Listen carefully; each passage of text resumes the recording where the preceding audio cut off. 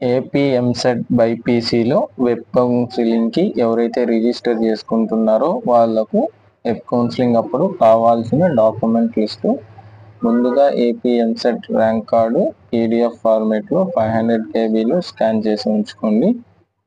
Next AP EAMCET యొక్క hall ticket number అయితే ఖచ్చితంగా అవసరం ఉంటుంది అప్లై చేసేటప్పుడు. Next intermediate or equivalent marks మేము పీడిఎఫ్ ఫార్మేట్లో 500 కేబీలో స్కాన్ చేసి ఉంచుకోండి. ఎస్ఎస్సి మార్క్స్ మేము 500 కేబీలో పీడిఎఫ్ ఫార్మేట్లో మనకు అవసరం ఉంటుంది. ఇంటర్మీడియట్ ట్రాన్స్ఫర్ సర్టిఫికేట్ అంటే టీసీ పీడిఎఫ్ ఫార్మేట్లో 500 కేబీలో అయితే స్కాన్ చేసుకోండి.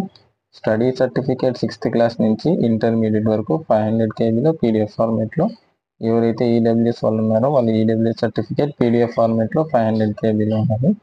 అదేవిధంగా రెసిడెన్స్ సర్టిఫికేట్ ప్రైవేట్ ఎడ్యుకేషన్ అన్న నాన్ లోకల్ క్యాండిడేట్స్ ఎవరైతే ఉన్నారో వాళ్ళు పీడిఎఫ్ ఫార్మేట్లో 500 కేబీలో కావాలి. Caste certificate BC SC ST వాళ్ళు పీడిఎఫ్ ఫార్మేట్లో 500 కేబీలో ఉండాలి. ఇన్కమ్ సర్టిఫికేట్ అన్న రేషన్ కార్డ్ ఎవరికైతే ఉందో వాళ్ళు పీడిఎఫ్ ఫార్మేట్లో 500 కేబీలో స్కాన్ చేసుకోండి. Local status certificate in case of Telangana నుంచి ఎవరైతే వచ్చారో వాళ్ళకు పీడిఎఫ్ ఫార్మేట్లో 500 కేబీ లోకల్ సర్టిఫికేట్ కావాలి. Next passport size photo JPG or ఫార్మేట్లో 100 కేబీ లోపల ఉండాలి. నెక్స్ట్ ఫైనల్గా సిగ్నేచర్ జేపీజీఆర్ జేపీఈజీలో 100 కేబీ ఫార్మేట్లో ఉండాలి. అంతేనండి ఈ వీడియోలో. Thanks for watching. ఇదేనండి మీరు ఎంసెట్ బైపీసీకి అప్లై చేయాల్సినప్పుడు కావాల్సిన డాక్యుమెంట్ లిస్ట్.